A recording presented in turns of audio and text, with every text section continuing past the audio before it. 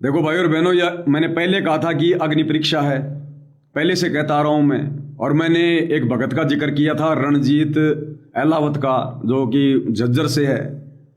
और मैंने ये भी कहा था कि भाई वो रणजीत अहलावत सतगुरु रामपाल जी का रिश्तेदार है। उस रणजीत अहलावत की जो लड़की है वो सतगुरु रामपाल जी के सगे भांजे के साथ में उसकी शादी हुई है। और इतने दिनों से ये सात संगति से जुड़ा हुआ था। अभी गुरुदेव के जेल से बाहर आने से पहले भी सात संगति से जुड़ा हुआ था। अभी पिछले 4-5 दिनों से जैसे गुरुदेव जेल से बाहर आए और परमात्मा ने जो संकेत करने शुरू किए, अब ये भाई जो मैसेज कर रहा है ये डगमग हो गया। इसका पहले का कोई मैसेज उठा के देख लो, लंबे लंबे मैसेज लिखा करता था कि पवन दास के वीडियो देखे बिना संगत का मोक्ष नहीं हो सकता। आश्रम वाले काल की चाल चौधर में फंसे हुए हैं। अब देख लो ये अग्नि परीक्षा ऐसे आत्मा सहन नहीं कर पाएंगी। इसलिए दास बार बार कह रहा है कि अगर थोड़ा बहुत यदि वो कचरा अगर संगत में होगा परमात्मा रखेगा नहीं। इसलिए मालिक समय को थोड़ा लंबा खींच रहा है।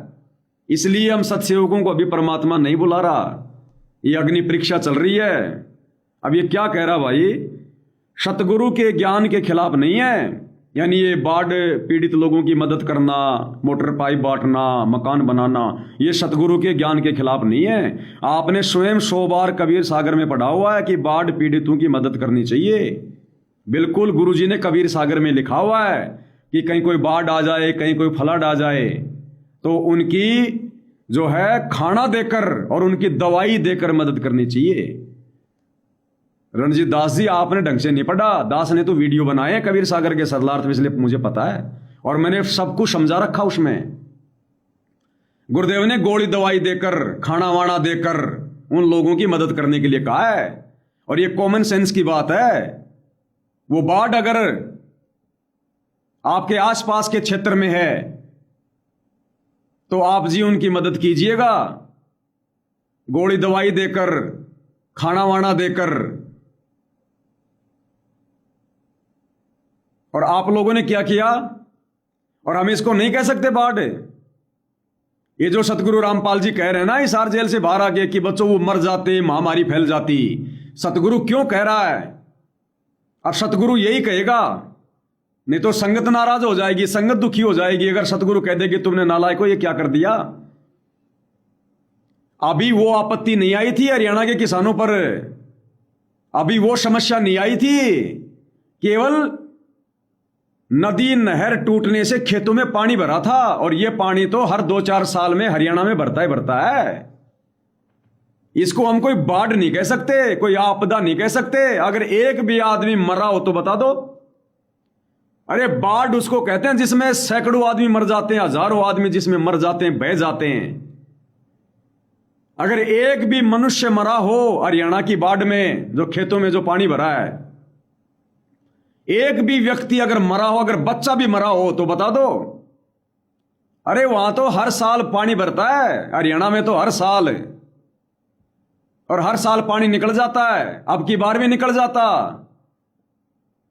और हरियाणा का किसान इतना कमजोर नहीं है, हरियाणा का किसान इतना निर्धन नहीं है। अगर एक फसल गेहूं की ना हो तो वो भूखा मर जाएगा, उसे भीख मांगनी पड़ जाएगी। हरियाणा, पंजाब हिंदुस्तान में सबसे ज्यादा खेती में समर्थ है। अरे जिन लोगों की एक अगर गेहूं की फसल नहीं हुई वो भूखे मरेंगे। जो लोग फॉर्च्यूनर गाड़ियों में चलते हैं हरियाणा के किसान, उन किसानों के बेटे बेटियां सोने की चैन पहनते हैं, स्कॉर्पियो गाड़ियों में चलते हैं, जिनकी जमीनों की कीमत आसमान पे छाई हुई है, वो एक अगर गेहूं की फसल नहीं हो जाएगी तो भूखे मर जाएंगे। वो जिनके घर में कोई न कोई सरकारी नौकरी में है। अरे मैं पवन दास पिछले 10 साल से कोई खेती नहीं कर रहा। कितने सत्सेवक भाई बहन है जिनके पास जमीन नहीं है, बेचारे छोटा मोटा नौकरी धंधा करके आराम से अपना जीवन बसर कर रहे हैं। और हरियाणा के किसान खेत में पानी भरने से मर जाता। इसको बाढ़ नहीं कह सकते, इसको आपदा नहीं कह सकते। इसको हरियाणा का किसान, बाढ़ आ गई गुरुजी ने कह रखा है, अभी बाढ़ आनी बाकी है मेरे भाई। जब वो आपदा आएगी, जब वो बाढ़ आएगी, तब देखेंगे तुम्हारी अन्नपूर्णा मुहिम क्या करेगी। कह रखा गुरुजी ने, कह दिया। तीसरा झटका दुनिया नहीं उठ पाएगी।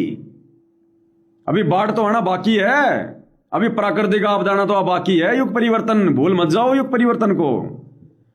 उस समय देखेंगे तुम्हारी ये अन्नपूर्णा मुहिम क्या करेगी, तुम्हारा मैनेजमेंट क्या करेगा। उस समय तुम्हारा मैनेजमेंट भूखा मरेगा। उस समय करना मदद तुम लोग। कबीर सागर को दास ने अच्छे से दास ने भी पढ़ाया है और आप लोगों को भी पढ़ाया है।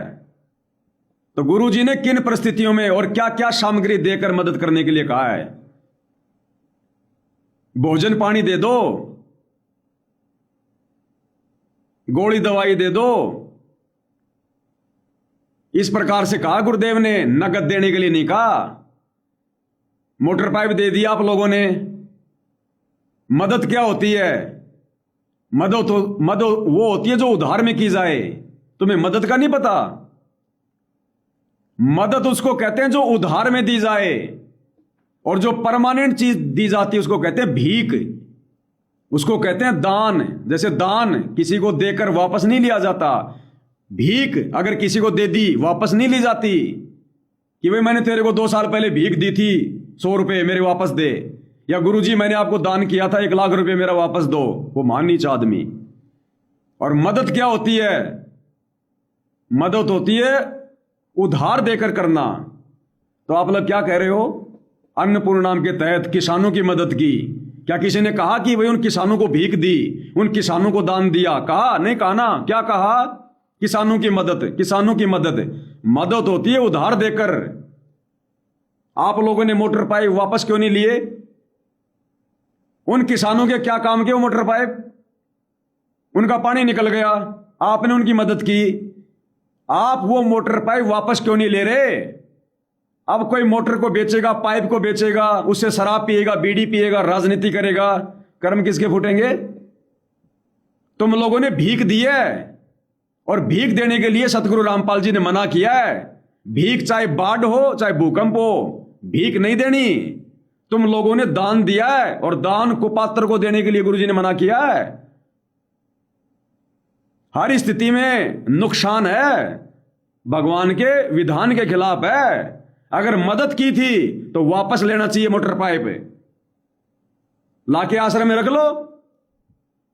संगत का इतना पैसा बर्बाद ही नहीं होता। अगर जरा भी कॉमन सेंस का इस्तेमाल अगर करते, परमात्मा की मर्यादा भी रह जाती और लोगों की मदद भी हो जाती। लेकिन तुम तो मान बढ़ाई के पक्के, मान बढ़ाई और चौधर। अरे भैया, तुम आश्रम वाले, तुमने हजारों मोटर बांट दी। क्या जरूरत थी हजारों मोटर लाने की? तुम लोग ज्यादा से ज्यादा 25 मोटर ले आते, 25 मोटर ले आते और 50,000 फुट ले आते तुम पानी, और टीम बना लेते। आश्रम वालों, तुम एक टीम तैयार करते और टीम को तुम 5 भागों में डिवाइड कर देते। 5 भागों में एक पिकअप के अंदर 5,000 फुट पाइप और 5 मोटर, और 5 गांवों में जाते अलग अलग, और 2 दिन में उनका पानी निकाल के वापस मोटर पाइप लेके फिर दूसरे गांव में चले जाते। कौन सा किसान वहां डूब रहा था? कौन सा वो मर ही रहा था? सब लोग सुरक्षित थे। एक भी मरा हो तो बता दो। धीरे धीरे सबका पानी भी निकल जाता, सबकी मदद भी हो जाती, और तुम्हारी मोटर पाइप लाकर आश्रम में रख देते, और आश्रम में काम आ जाती वो मोटर पाइप। या फिर कभी कोई आपत्ति आती, या फिर उन मोटर पाइपों को आधे पैसों में वापस ले लेता वो, आधे पैसे में वापस वो बिक जाती, पैसा भी बच जाता, लोगों की मदद भी हो जाती। तुम तो मान बढ़ाई और चौधर के भूखे थे, दिखा दिखा के, और दे दिया लोगों को दान, दे दी लोगों को भीख। ये दान और भीख गुरुजी ने बाढ़ में भी देने के लिए मना किया है। बाढ़ के कारण गुरुजी अपना नियम नहीं तोड़ेगा। गुरुजी ने मदद करने के लिए कहा है, मदद करते।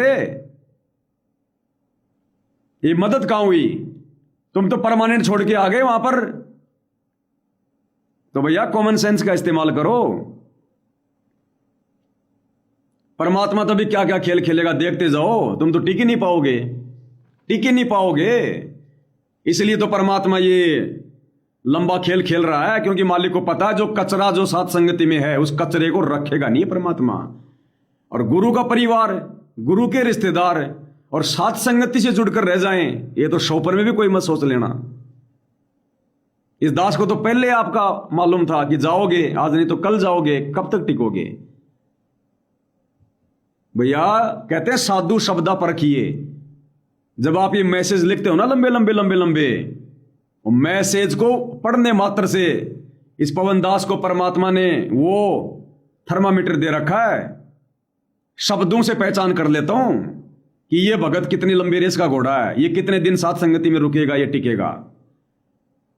उसी समय दास को मालूम चल जाता उन शब्दों से कि ज्ञान आधारी है या नहीं है। तो दास को बहुत अच्छे से पता है मेरे बड़े भाई, और मुझे तो आपके स्वभाव का पता है, क्योंकि आप तो मेरे पास में रहे हुए हो, आप तो मेरठ में मेरे साथ में रहे हुए हो। मुझे तो आपके स्वभाव का पता है। आपके 4 लाख रुपए मैंने हर महीने कैसे चुकाए हैं मुझे पता है मेरे भाई। तो जो आदमी 4 लाख रुपए के लिए मेरी जान लेनी कर दी जिसने, मुझे पता है ना वो कितना साथ संगति में रुक पाएगा, वो टिक पाएगा। तो अग्नि परीक्षा में आज भी गई, आप भी गए भाई, गए आप भी, हो गया आपका भी राम नाम सत्य। तो ये है भाई और बहनों अग्नि परीक्षा का खेल। कबीर सागर से हमें बता रहा है।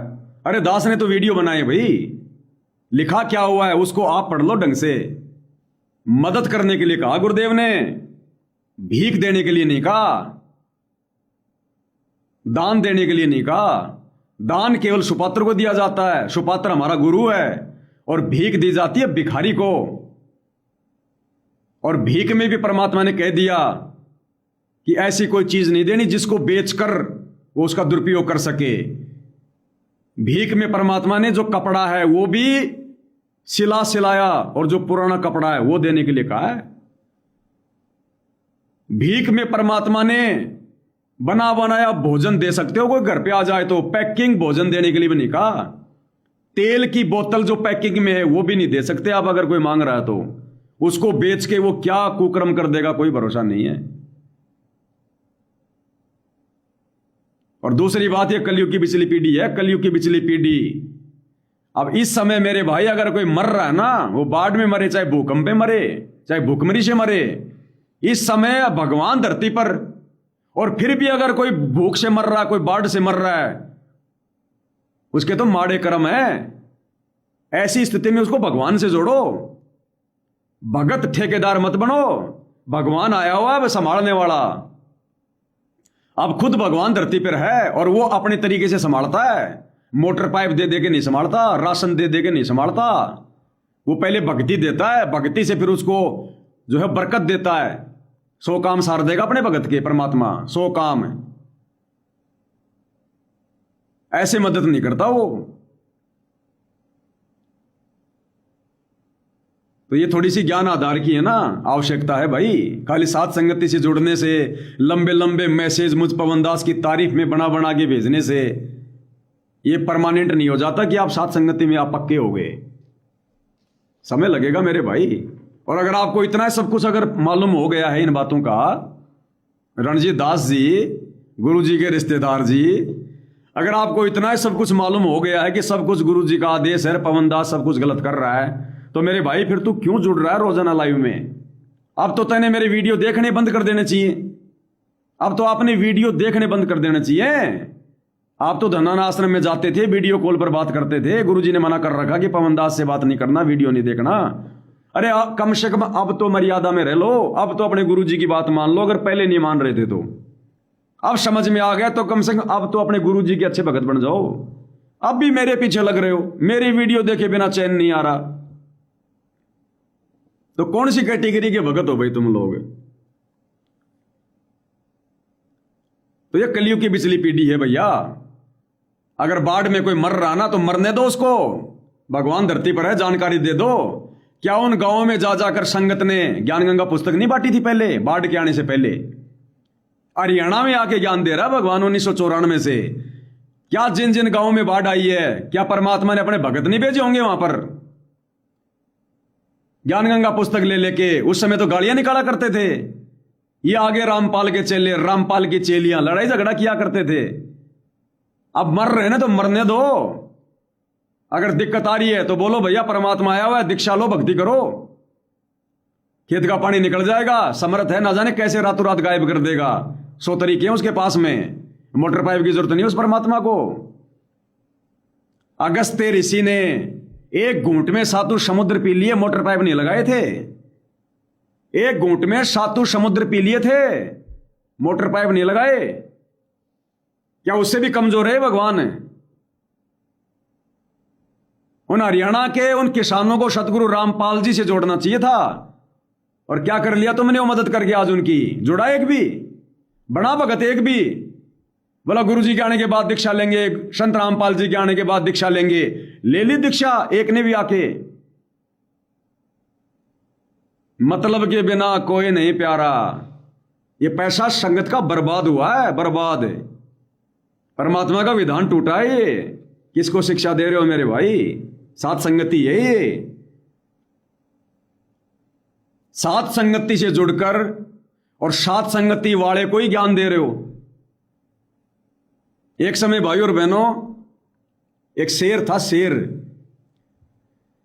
अब शेर का जैसे जन्म हुआ तो उसकी मां मर गई, बेचारा अकेला पड़ गया, कौन संभाले?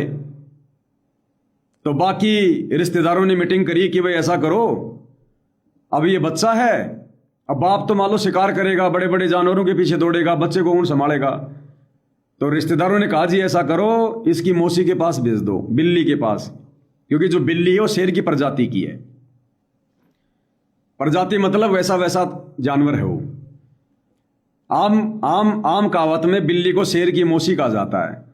तो बोला इसे बिल्ली मौसी के पास भेज दो, वो दाव पेच भी सिखा देगी और ये थोड़ा जवान भी हो जाएगा, फिर ये अपने गैंग में आ जाएगा। बोला जी ठीक है। अब बिल्ली को जिम्मेदारी दे दी कि तू इसको दाव पेच सिखा, कैसे शिकार करना कैसे नहीं करना, थोड़ा जवान कर इसको, ठीक है। अब बिल्ली ने साहब उसको कैसे शिकार करना है, कैसे शिकार को दबोचना है, कैसे घात लगा के बैठना है।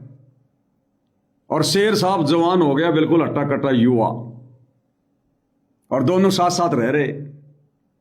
सारे दाव पेच बिल्ली ने सिखा दिए। अब एक समय वो मौसीर शेर दोनों पेड़ की छाया के नीचे बैठे। अब उस दिन शेर को कहीं कोई शिकार नहीं मिला। अब शिकार नहीं मिला तो उसने कहा कि मौसी भाई मुझसे तो भूख सहन नहीं हो रही, और मौसी जो भी है देखो, अब तूने मेरी भूख शांत करनी पड़ेगी, मैं तो तेरे को खाऊंगा। अब बिल्ली ने सोचा भाई ये तो मिल गया बढ़िया फल। और जैसे ही वो शेर, अब शेर को तो ये घमंड है कि मेरे से भाग के कहां जाएगी ये। अब जैसे शेर बिल्ली को दबोचने के लिए झपटा, उसी समय बिल्ली छलांग लगा के पेड़ पे चढ़ गई। अब शेर यूं देख रहा उसके मुंह की तरफ नीचे खड़ा खड़ा। बोला मौसी ये दाव तो तूने मेरे को सिखाया नहीं कभी, पेड़ पे कैसे चढ़ा जाता है। तो बिल्ली बोली बेटा अगर मैं तेरे को ये दाव भी सिखा देती तो आज मैं जिंदा रहती क्या? तो भैया सात संगति के माध्यम से पवनदास अगर सारा ज्ञान तुम लोगों को दे देगा, सारे फॉर्मूले तुम भक्तों को बता देगा, तो पवनदास की क्या कीमत रह गई? फिर पवनदास को सारे ज्ञान देने लग जाओगे तुम, जैसे भाई दे रहा रणजीत। फिर पवनदास का क्या फिर वो रह गया? फिर क्या पवनदास हुआ? तो परमात्मा इस दास के माध्यम से तुम्हें उतनी खुराक दे आएगा, उतनी खुराक खिलवाएगा जितनी तुम्हारे लिए आवश्यक है। इससे ज्यादा खुराक नहीं खिलवाएगा कि तुम मेरे सरदार बन जाओ और अपने कर्म फोड़ लो। तो भैया अपनी हद में रहो, लिमिट में रहो। परमात्मा ने मौका दिया तुम्हें सात संगति से जोड़कर भगत बनने का। बकवाद करने के लिए सात संगति से नहीं जोड़ा भगवान ने, ध्यान रखना इस बात का। कबीर सागर में क्या लिखा है? मैंने वीडियो बनाई, मुझे नहीं पता कबीर सागर में क्या लिखा हुआ, मालिक ने क्या लिखा है। उसके अंदर मोटर पाइप लिखा हुआ परमात्मा ने साफ साफ लिखा हुआ पे कोई दवाई वगैरह दे के मदद कर दो, और वो भी अपने हाथों से दवाई लेकर दो, पैसे मत दो। तुम लोगों ने गौशालाओं के अंदर लाखों लाखों रुपए दे रखे हैं, लाखों रुपए। और आनंदपाल सिंह की सीबीआई जांच के समर्थन में 5 लाख रुपए दिए। वो कौन सी गौशाला थी? चलो गौशाला के लिए गुरुजी ने सतनाम के नियम में लिखा है कि गौशाला अगर रजिस्टर्ड है तो उसमें नगद पैसे भी दे दो और उसके अंदर चारा भी डलवा दो। आनंदपाल सिंह की सीबीआई जांच में तुमने राजपूत करणी सेना को 5 लाख रुपए नगद दिए, और राजपूत करणी सेना कौन सी गौशाला है? कौन सा गौशाला में लगा रही हो? ये मर्यादा नहीं टूटी क्या? छोटू राम धाम के अंदर एक बार 9 लाख, एक बार 11 लाख रुपए दिए नगद। वो कौन सी गौशाला है? जाट आरक्षण में चंदे के रूप में कभी 5 लाख, कभी 11 लाख, करोड़ों रुपए दिए। वो कौन सी गौशाला थी? ये कौन से कबीर सागर में लिखा हुआ भाई? कौन सी मर्यादाओं में है ये? तो बकवाद भी करो तो कोई सोची समझी तो करो, जिसका कोई निष्कर्ष निकले। अब फालतू की बात उठा के ले आए। अरे तुम कब से जुड़े हो साथ संगति से पता है? मेरठ से 2019 से रणजीत दास तुम साथ संगति से जुड़े हो 2019 से। और कितनी बार तुम बिना पहनते के लोटे की तरह कभी इधर कभी उधर, कभी इधर कभी उधर, फिर भी दास ने तुमसे कभी कोई नाराजगी जाहिर नहीं की। मेरठ में मैंने तुम्हारी आंखों के सामने 4 लाख रुपए मेरठ वालों को दिलवाए। 4 लाख रुपए ओमपाल जी को, तुम्हें भी पता है। तेरा 1 रुपया नहीं रखा मैंने। और उसके बावजूद जब उस ओमपाल ने मना कर दिया, तू मेरे पीछे लग गया। तुझे मेरी स्थिति का नहीं पता था मेरी स्थिति क्या थी? इसको कहते कौवा, जो गधे की परेशानी को नहीं देखता, बस उसको मांस खाने से मतलब है। मैंने कैसे वो दिन निकाले मुझे पता मेरे भाई, फिर भी मैंने तेरे प्रति कभी कोई नफरत पैदा नहीं की। तेरे को हमेशा मैंने अपना भाई, भक्ति की सामग्री तेरे को पहुंचाई, थाली पूजा की, सारी चीजें पूजाई कि चलो भक्ति कर ले, भक्ति करे। तो सारी बकवाद पे आ गया। फिर क्या तूने 6 साल में क्या सीखा? तूने साथ संगति से जुड़कर गुरु जी के रिश्तेदार ऐसे होते हैं क्या? गुरु जी के रिश्तेदार? अरे कम से कम एक रिश्तेदार तो ढंग का होता। एक ढंग का था, वो भी चला गया। ये हाल है भाई और बहनों। अब दास जो बोलता है ना भगत जी, वो झूठा नहीं होगा। ये गुरु जी का रिश्तेदार और साथ संगति से जुड़ा हुआ। और दास हमेशा क्या बोलता है? गुरु जी का परिवार, गुरु जी के रिश्तेदार सब काल के दूत हैं। तो भैया ये वचन सिद्ध होना था। आज ये गुरु जी का रिश्तेदार जो एक थोड़ा बहुत ठीक था, ये भी चला गया। तो परमात्मा जो दास से बुलवाते हैं ना, वो देर सवेर भाई सत्य होता है वो। तो एक कलयुग की बिचली पीढ़ी भैया, दुनिया मरेगी तो अपने कर्मों से मरेगी। आने वाले समय में तो ना जाने क्या क्या आपदा आएगी। और गुरुदेव क्या कह रहे हैं? अब तीसरा झटका हमारा काल से नहीं उठा जाएगा। तीसरा झटका काल से सहन नहीं होगा। इसका मतलब दुनिया मरेगी। अरे क्यों मरने दे रहे हो? गुरुजी धरती पर है, भगवान धरती पर है, मदद करो। लेकिन गुरुजी खुद कह रहे हैं कि तीसरा झटका काल से उठा नहीं जाएगा। अरे काल ने झटका दिया तो मदद करने के लिए गुरुजी आ गए ना। क्यों मरने दे रहे हो? झटके को उठाओ। तो जब भगवान खुद कह रहा कि मरोगे तो मरोगे, मैं क्या करूंगा? किसकी मदद करोगे भैया? मदद करने वाला आ गया और वो अपने हिसाब से करता है। लोगों के मकान बना के नहीं करता, राशन भिजवा के नहीं करता। वो ये तो आम लोगों के काम होते हैं, सांसारिक लोगों के काम होते हैं। ये तो राजनेताओं के काम होते हैं, सामाजिक लोगों के काम होते हैं ये। और परमात्मा भी अगर उन्हीं लोगों की तरह लोगों की अगर मदद करेगा तो फिर भगवान में, राम लोगों में फिर क्या अंतर हो गया?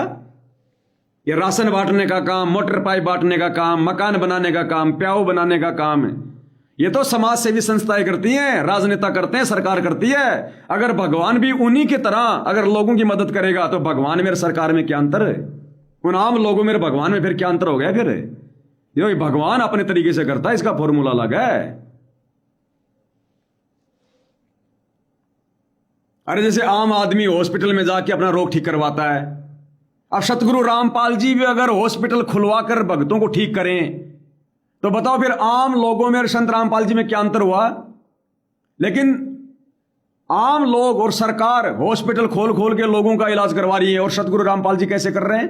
अपना आशीर्वाद देके, अपनी भक्ति देके। तो ऐसे करता है ये परमात्मा, सामान दे के मदद नहीं करता किसी की। तो तुम लोगों ने टोटल परमात्मा का विधान तोड़ा मेरे भाई। हमें शिक्षा मत दो, उल्टा परमात्मा के दोषी बनोगे। ये साथ संगति में चाहे तुम 10 साल बाद कोई शंका ले आना, उसका भी जवाब मिल जाएगा तुरंत। अब तू 6 साल में जाके एक शंका लाया आज, और बहुत सोच समझ के लाया होगा। तेरा एक झटके में परमात्मा ने जवाब दिलवा दिया ज्ञान आधार से। जवाब नहीं है तुम्हारे पास में इसका। तो भाई और बहनों, ये हालत देख लो। अब बताओ, जो गुरुदेव कह रहे हैं कि इब्राहिम सुल्तान की तरह बच्चों, मैं तुम्हें उस प्रोसीजर से आज निकाल के लाया हूं। अब बताओ, ये गुरु जी का रिश्तेदार पहले साथ संगति में था, अब ये आश्रम में चला गया। अब बताओ, ये वो प्रोसीजर वाला जीव नहीं है, इसलिए वापस भेज दिया परमात्मा ने इसको कि तू साथ संगति में नहीं टिक पाएगा, तू साथ संगति के योग्य नहीं है, तेरे को मैं उस प्रोसीजर से बाहर निकाल के नहीं लाया रणजीत दास, इसलिए तेरे को साथ संगति से जाना पड़ेगा। साथ संगति में वही टिकेगा, वही रहेगा अंत तक जो परमात्मा की प्रोसीजर से जोड़ा गया होगा। जो अपनी प्रोसीजर से जुड़ेगा वो साथ संगति में नहीं टिक पाएगा। तो ये धीरे धीरे धीरे धीरे सारा कचरा निकल जाएगा भाई और बहनों, आप देखते जाओ, परमात्मा सब देख रहा है, सारा खेल वही खेल रहा है। तो इसलिए मालिक कह रहे हैं कि बच्चों, धन्य आपके माता पिता जो आप उस प्रोसीजर से निकल चुके हो। तो बच्चों इसी प्रकार आज जो आप हो ना उसी प्रोसेस से निकल कर आ चुके हो। आपको निकाल के लाया है राजा बड़ा कोट जन्म तन भर में दोगे कुछ नहीं हाथ लगा है। ये बातें कहने की नहीं है, ये आपके ऊपर पूरी अप्लाई है, अप्लीकेबल हो रही है। गुरुदेव कहते हैं ये बातें कहने सुनने की नहीं है, आप लोगों के ऊपर पूरी अप्लाई हो रही हैं, पूरी एप्लीकेबल हो रही हैं। किन पर? साध संगति वालों पर, आश्रम वालों पर नहीं। वहां बैठकर परमात्मा सत्संग हमें सुना रहे हैं कि तुम उस प्रोसीजर से निकाले जा चुके हो। अब एक बात बताओ भाई और बहनों, आपने रात्रि में अपने रिश्तेदार को या किसी अधिकारी को लेटर लिखना शुरू किया, हाथ में पेन ले लिया और आपने ये डायरी ले ली और आपने किसी को अपनी समस्या या कोई प्यार प्रेम कोई लेटर लिखना आपने शुरू किया और आपने 2 पेज लिख दिए। उसके बाद आपको नींद आने लग गई या कोई और कारण हो गया, आपने उस डायरी को और पेन को वहीं छोड़ दिया 2 पेज लिखने के बाद। अब सुबह यदि आप फिर से लिखना शुरू करोगे तो कहां से लिखना शुरू करोगे? शुरू से लिखोगे या जहां से आपने छोड़ा था 2 पेज के आगे से लिखना शुरू करोगे? आप यही कहोगे भैया जहां से छोड़ा था उसके बाद लिखना शुरू करेंगे। इसी प्रकार ये परमात्मा जिन आत्माओं को पिछले जन्म में जहां तक की भक्ति ये करवाता है, जिस आत्मा को जहां तक ये तार ये जमत जो है मतलब तैयार करता है, वो पिछले जन्म की भक्ति उस आत्मा की जो कि त्यों रहती है और अगले जन्म में जब परमात्मा अपनी शरण में लेता है तो उससे आगे की भक्ति देता है। जितनी भक्ति से परमात्मा ने आत्मा को चार्ज पहले कर दिया, अगले जन्म में परमात्मा अपनी शरण में लेकर उससे आगे उसको और चार्ज करता है। तो यह स्थिति है आप और हम सत्सेवक भाई बहनों की। हमें परमात्मा ने पहले उस प्रोसीजर से बाहर निकाला और बाहर निकालने के बाद अब हमारी आगे की पढ़ाई चल रही है। अब उस प्रोसीजर से तो इन सतलोक आश्रम वालों को परमात्मा निकालेगा, नया लेटर लिखना शुरू करेगा परमात्मा। हमारे तो पहले 4 पेज लिखे जा चुके थे, अब हमारा तो आगे से चलेगा लिखना, और इनको तो अभी परमात्मा ने शुरू भी नहीं किया लिखना। इन पे तो परमात्मा एक कलम चढ़ा रहे, कलम। इनकी स्थिति वो है जो परमात्मा ने बताई। इस ज्ञान को इतना जल्दी आप और हम भगत भाई बहन हम कैसे पकड़ गए, हम कैसे समझ गए? इस 11 साल की गुरु जी की इस परीक्षा में आप और हम कैसे दृढ़ रहे, मर्यादाओं में रहे, ये संगत कैसे डगमग हो गई।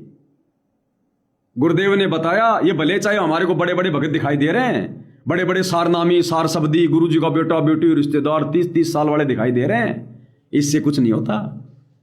गुरुदेव ने बताया कि बच्चों एक दीपक है, उस दीपक के अंदर तेल भी है और दीपक के अंदर जो है ज्योति भी है, वो बत्ती भी है, और किसी कारण से वो दीपक हवा से या जैसे भी हो बुझ गया।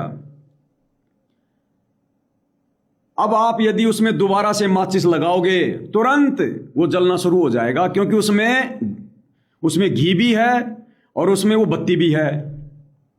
लेकिन किसी कारण से वो बुझ गया, तो अब अगर जरा से भी आप उसको अगर माचिस दिखाओगे तुरंत वो जल जाएगा। ज्यादा समय नहीं लेगा, वो नानुकर नहीं करेगा, क्योंकि उसमें घी भी है और उसमें बत्ती भी है। और एक दीपक ऐसा है जिसमें घी डालो, बत्ती बनाओ, फिर उसको जलाओ, हो सकता है वो 2-3 माचिस की वो तिलियां बर्बाद हो जाएं। उसमें समय लगेगा, उसको जलाने में समय लगेगा, क्योंकि वो नया नया है। उसमें घी भी है, उसमें बत्ती भी है, लेकिन वो अभी अभी डाली गई है, इसलिए अभी उस बत्ती में घी ढंग से ऊपर नहीं चढ़ा, तो उसमें 2-3 माचिस की तिलियां भी बर्बाद हो जाती हैं। और एक दूसरा दीपक जिसमें पहले से घी भी है और बत्ती भी है, और उसमें अगर जरा सी माचिस दिखाएंगे तुरंत जल जाएगा।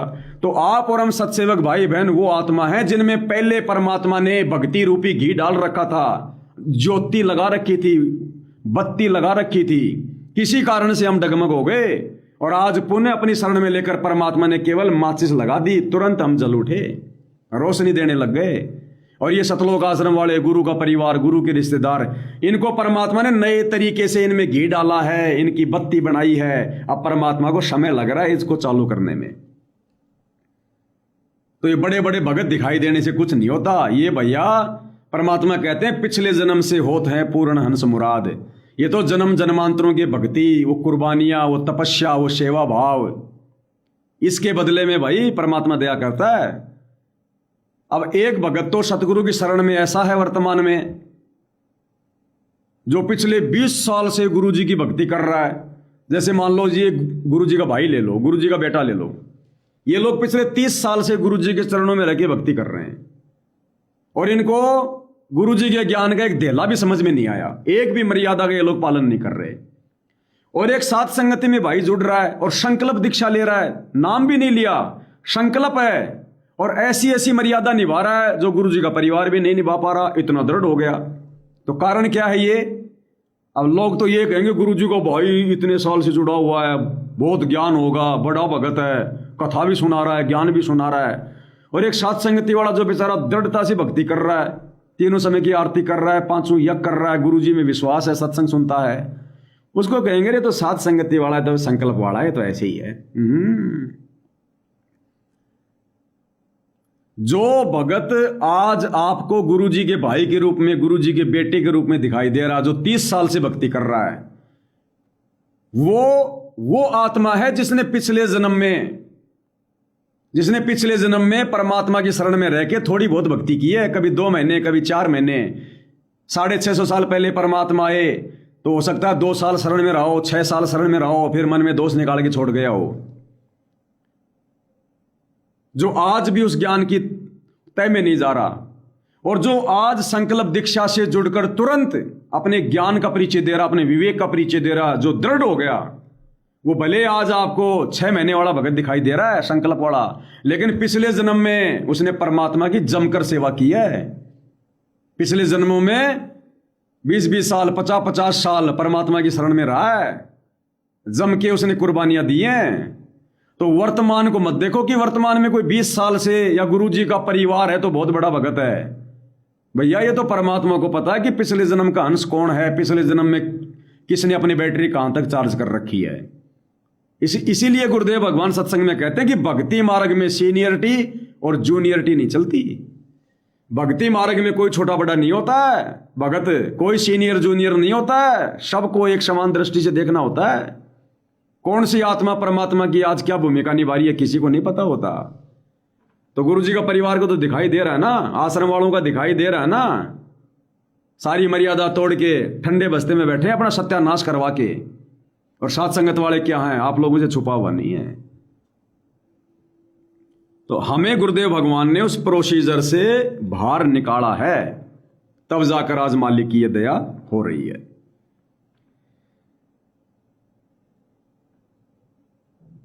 अरे भैया मेरे पास अब तुम्हारी शंकाओं का समाधान नहीं है। रणजीत दास जी लिख रहे हैं, अब सतगुरु के हाथ में साथ संगति वाला भगत दान कर सकता है कि नहीं? पवन दास या सतसेवक बताने की कृपया करें। अब फिलहाल हमने उन आश्रमों में जाना ही नहीं है, फिलहाल हमने आश्रमों में जाना ही नहीं है जब तक हमारे गुरु जी का आशीर्वाद ना हो, उनका संकेत ना आए। तो दान क्यों करेंगे हम? और दान क्यों करें हम? अरे वो परवीन अहलावत आश्रम में दान ही तो करने गया था, जाते ही काल प्रेरित हो गया।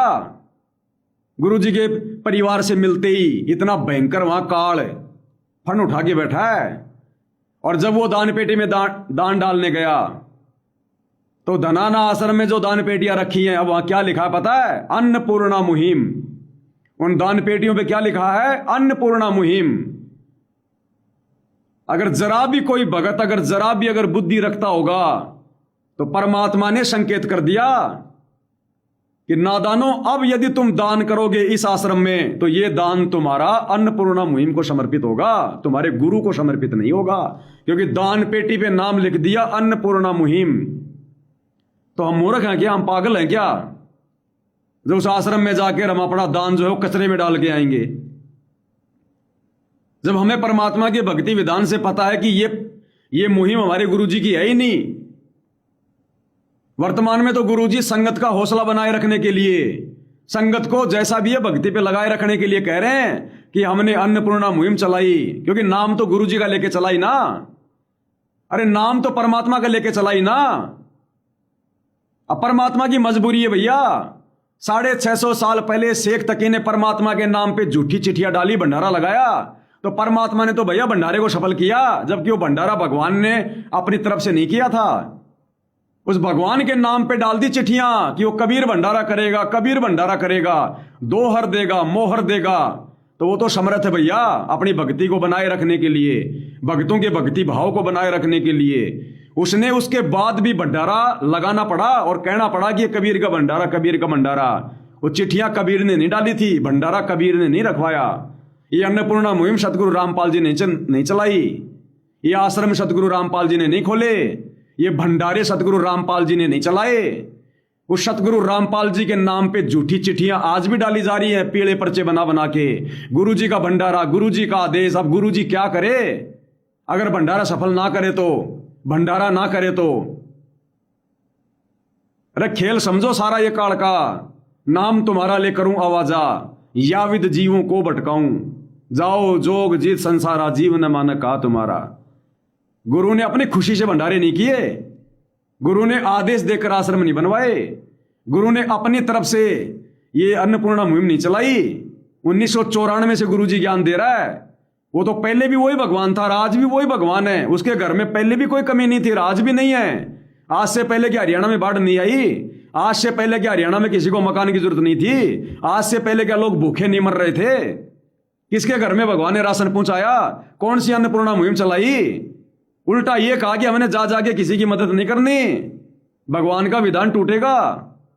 रणजीत दास जी, अब बस की बात नहीं, आपकी साथ संगति से जुड़े रहना, ध्यान रखना, मन में इतना दोष आता बस। अब आप कितने सवाल जवाब कर लो भाई, हमारे पास अब इतना समय नहीं है। रणजीत दास, जिस दान पेटी पर हमारे गुरुजी का नाम लिखा हो तो डाल सकते हैं। जिन दान पेटियों पर अब अन्नपूर्णा मुहिम का नाम लिखा है, गुरुजी ने पहले संकेत कर दिया कि बच्चों अब वो दान तुम्हारे गुरुजी को नहीं जाएगा। आज से पहले जो दान तुमने अपने गुरुजी को दे दिया, बरवाला कांड तक, बरवाला कांड तक जो दान जिसने अपने गुरुजी को दे दिया वो गुरुजी को समर्पित है। या आगे जब ये दूध नीर खीर का निबेरा हो जाएगा कि साथ संगति सही है या गुरु का परिवार सही है, आश्रम वाले सही हैं, उसके बाद जो दान जहां हमारे गुरु होंगे और गुरुजी को दिया जाएगा उनके आदेश अनुसार, वो दान सफल होगा। अब ये दान तो तुम्हारा सीधा सीधा बाढ़ में झोंका जाएगा। बाढ़ में कह दिया ना गुरुदेव ने, जिसको जो चाहिए बोलो, हम उसकी मदद करेंगे।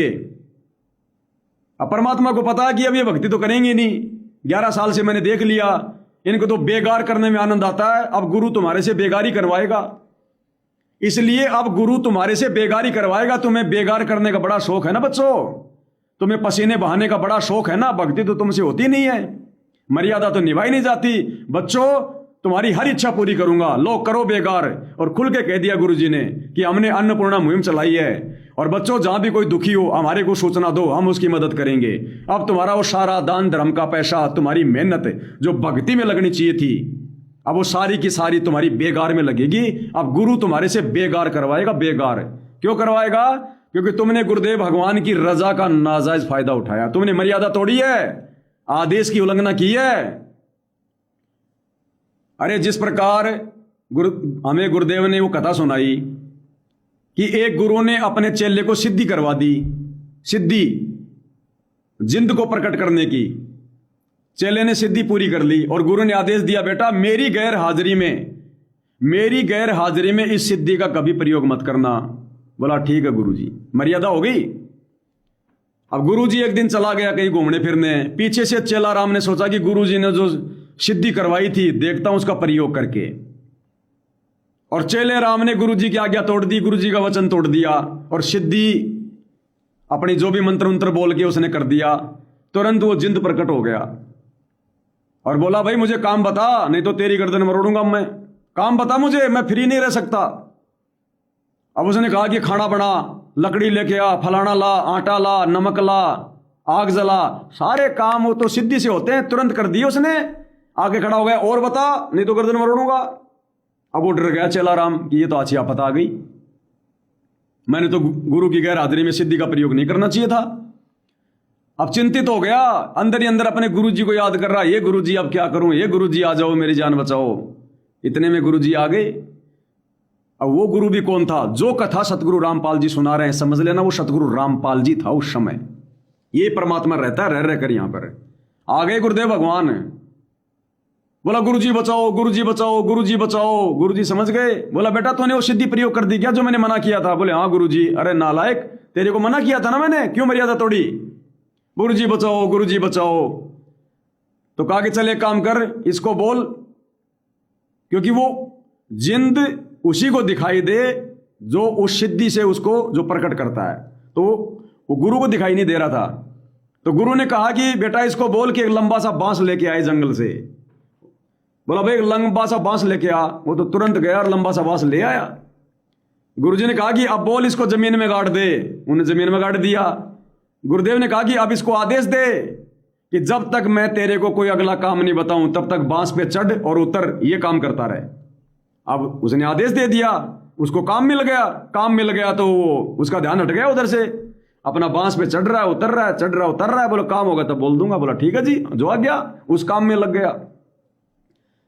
सेम टू सेम कथा इन आश्रम वालों पर एप्लीकेबल होती है। जेल जाने से पहले गुरुजी ने 25 साल ज्ञान दिया और ठोक ठोक कर कहा था कि बच्चों कभी मर्यादा मत तोड़ना, मर्यादा मत तोड़ना, मेरा वचन मत तोड़ना। और गुरुजी चले गए कुछ समय के लिए जेल, और पीछे से चेलों ने, गुरुजी के परिवार ने, संगत ने जिन मर्यादाओं को ना तोड़ने के लिए गुरुजी ने कहा था, उन सिद्धियों का प्रयोग कर दिया, उन मर्यादाओं को तोड़ दिया। राजनीति कर करके, गुंडों के साथ बैठ बैठ के, आरक्षणों में बैठ बैठ के, और जिंद प्रकट कर लिया, जिंद काल प्रकट कर लिया, काल बैठा लिया अपने सिर पे, जैसे उसने जिंद प्रकट कर लिया। आश्रम वालों ने गुरु की गैर हाजिरी में मर्यादा तोड़ के काल प्रकट कर लिया अपने घट में, अपने घर में। अब वो काल क्या करेगा? काल भक्ति करवाएगा या बकवाद करवाएगा? तो काल क्या कह रहा है? अरे बकवाद कर नहीं तो गर्दन मारूंगा, बकवाद कर नहीं तो गर्दन मरोड़ूंगा तेरी। और कभी स्टेडियम बना रहे हैं, अरे बैठ मत, अब दूसरा काम कर, दूसरी बकवाद कर, बास्केटबॉल बनवा दिया, और कर नहीं तो गर्दन मरोड़ूंगा। राजनीति में धक्के खिला दिए, सारे उल्टे काम करवा रहा है ना, वो सारे उल्टे काम करवा रहा है ना। अब ये गुरु क्या करेगा कि बेटो तुमने मेरी पीठ पीछे केवल बेगार करी है, मेरी मर्यादा तोड़ के, मेरा वचन तोड़ के, केवल वो काम किए जो काल चाहता है। तुमने भक्ति नहीं करी, तुमने मर्यादा नहीं निभाई, तुम्हारी भक्ति में रुचि नहीं है। अब बच्चों जैसी तुम्हारी इच्छा, अब तुम्हें वही सब कुछ करवाऊंगा जो तुम चाहते हो करना।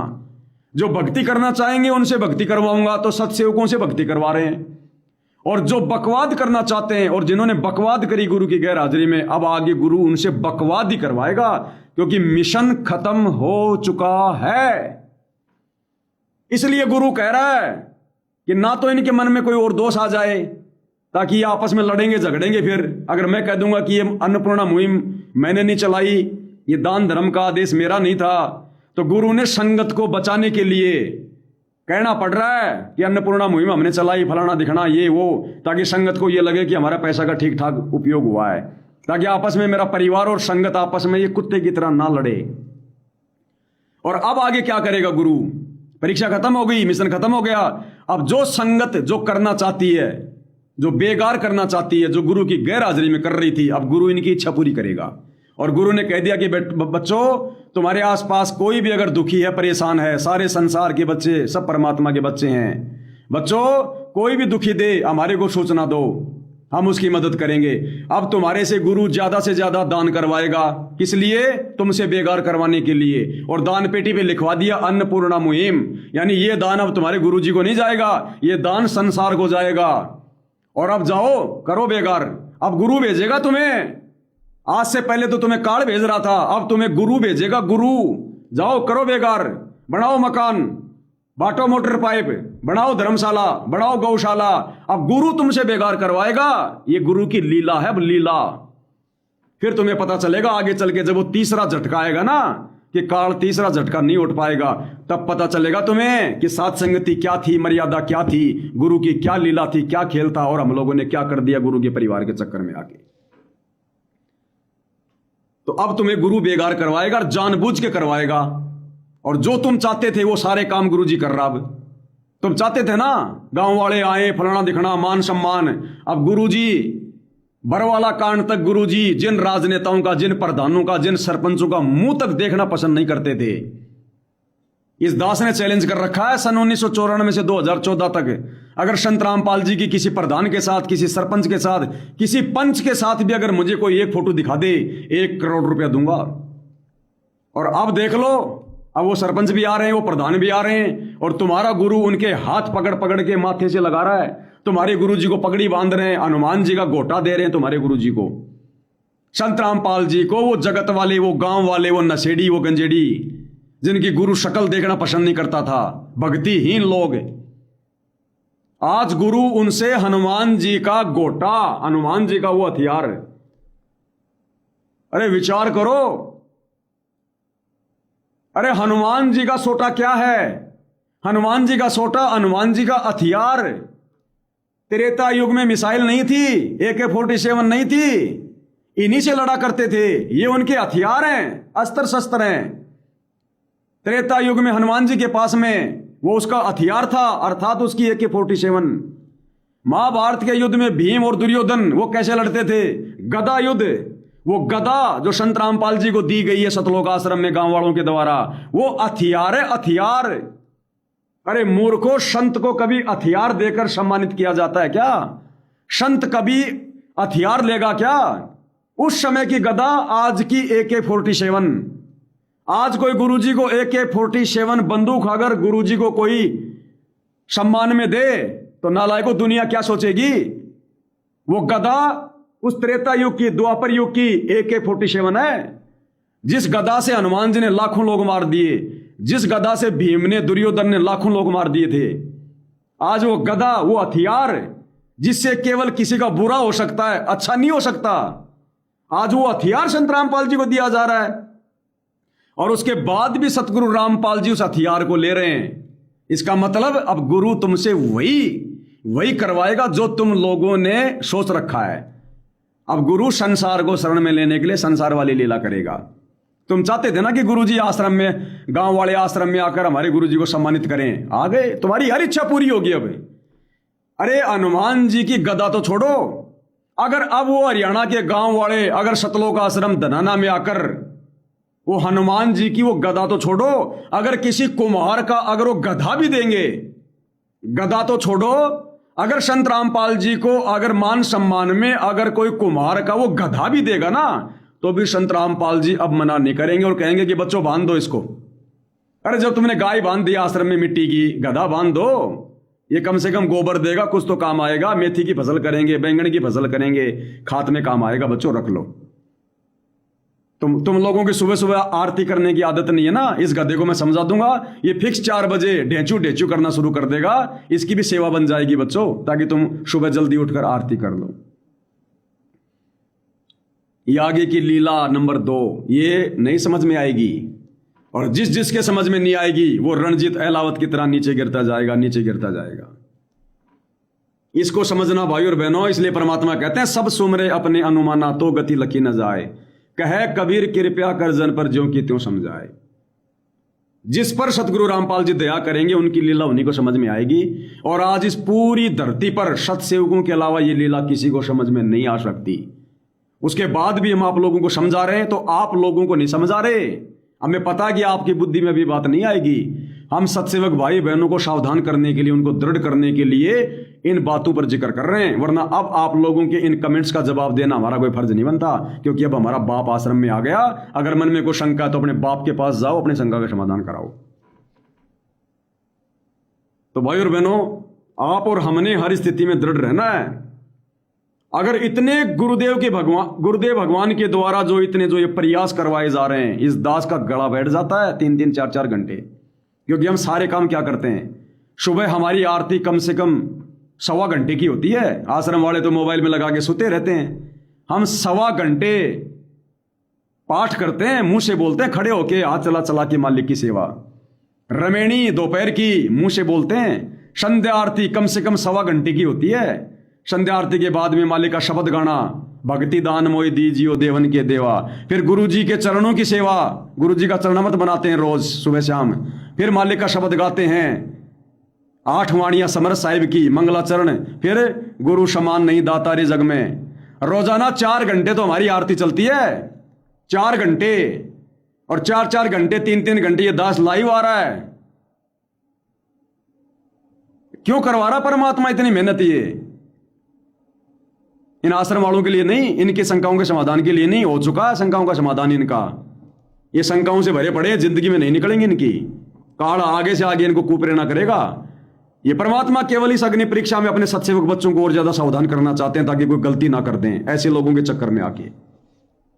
अपने बड़े बनाए काम को ना बिगाड़ लें, धर्म कर्म को ना बिगाड़ लें, कोई शंका पैदा करके, जल्दबाजी करके। जब गुरु जी आ जाएंगे उस समय हम जाएंगे। अब जाओगे तो दान भी कहां डालोगे? वहां तो अन्नपूर्णा मुहिम लिखा हुआ हर पेटी के ऊपर। और तुम्हारा गुरु, अब हमारा गुरु खुद सारी मर्यादा तोड़ रहा है, भक्ति विधान तोड़ रहा है।